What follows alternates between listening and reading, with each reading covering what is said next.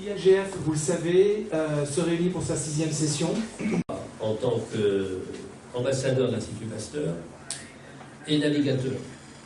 Ambassadeur de l'Institut Pasteur parce que la santé des fleuves, c'est la santé des humains. L'eau, comme disait Pasteur, c'est la vie, mais c'est aussi la mort. Et donc on va en parler aussi tout au cours de cette session. Je vous parle en tant que navigateur, la santé des fleuves, c'est la santé de l'océan. Et s'il y a une mauvaise santé de l'océan, il y a une mauvaise santé de la planète, puisque la planète, c'est quand même à peu près aux 3/4 une planète qui est faite d'eau. Troisièmement, ce qui est très très frappant ici, et notre parcours d'hier était très illustratif, et c'était aussi un résumé, c'est qu'il y a une suite de dialogues au mieux, ou de batailles au pire. Dialogue entre l'eau douce et l'eau salée. On le voit avec la brèche. On l'a vu partout quand on a analysé les deltas. Ou si on multiplie sans intelligence les installations en amont, il n'y a plus suffisamment de sédiments pour nourrir les deltas.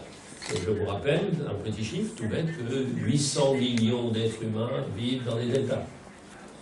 Donc, la bataille entre l'eau douce et l'eau salée, ce n'est pas seulement l'affaire de la brèche, mais la brèche, une fois de plus, est un résumé de ces éléments. C'est aussi une sorte de bataille permanente entre l'amont et l'aval.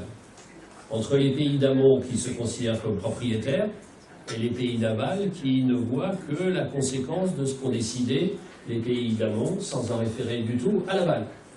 Et en tant que maintenant d'une autre casquette que j'ai, en multipliant les casquettes, j'ai aggravé ma calvitie, je suis conseiller d'État et donc passionné par les institutions.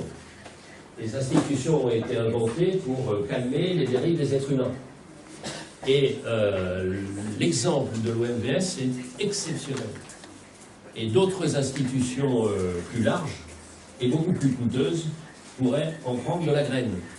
Et d'autres régions du monde pourraient aussi en prendre de la graine, parce que franchement, ce que vous faites vous, en alliant ces 4 pays, aucun autre endroit du monde ne le réussit.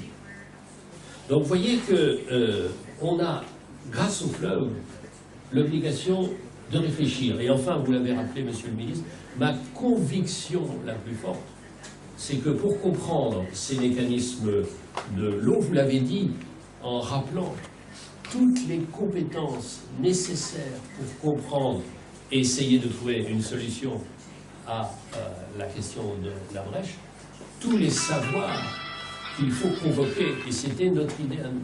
Donc évidemment, nous saisissons au bon votre proposition, nous serons là, nous sommes là, à vos côtés, parce que cette question de la brèche, c'est notre question à tous.